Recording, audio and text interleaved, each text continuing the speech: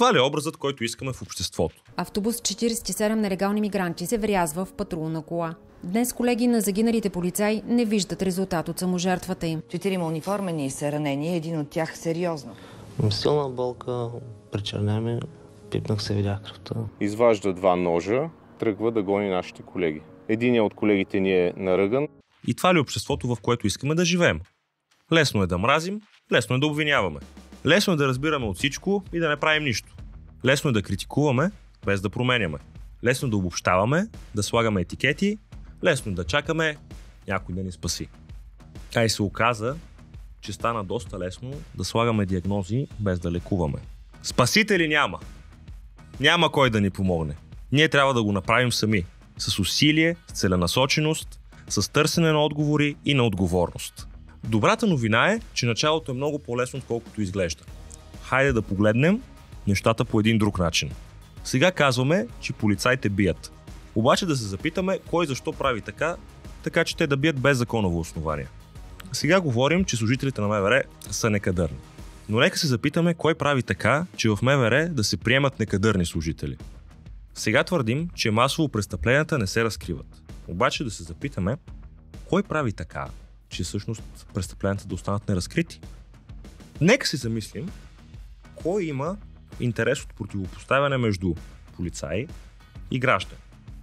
Полицаите, гражданите, близките им? Не. Губим всички ние, защото ставаме жертва на омразата. Нека да започнем да мислим за истинските причини за проблемите. Има много полицаи в МВР, мъже и жени в униформа, които показват висок професионализъм и отдаденост на обществото, но не ги виждаме в централните новини. Такова качество на услугата сигурност очакваме и заслужаваме. Ако искаме да променим начина, по който работи МВР, трябва да се обединим така, както ние само знаем и можем, когато искаме да променим някои от другите обществени сектори, като например образование, здравеопазване, култура. Трябва да разберем, че проблемът е в начина на управление на МВР, а не в самите полицаи. И да помним това, когато ходим да гласуваме на изборите. Също както проблема в българското образование. Проблемът е не в самите преподаватели, а в системата, която не се променя, няма реформа. Замесените в политиката решават как се гарантира сигурността ни. А тази сигурност е дело на полицията, която те осигуряват. Затова следващия път, когато гласуваме, трябва да изискваме от народните представители да изпълнят обещанията си, които са дали.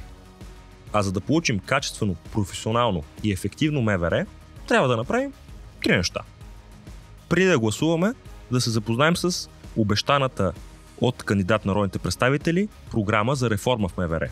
След като сме ги избрали на власт, да изискаме от тях да я изпълнят. И третото, което може би е най-важно, да се ангажираме да помагаме на хората, които стоят зад реформата в МВР. Защото можем просто да сме активни. И то всеки ден.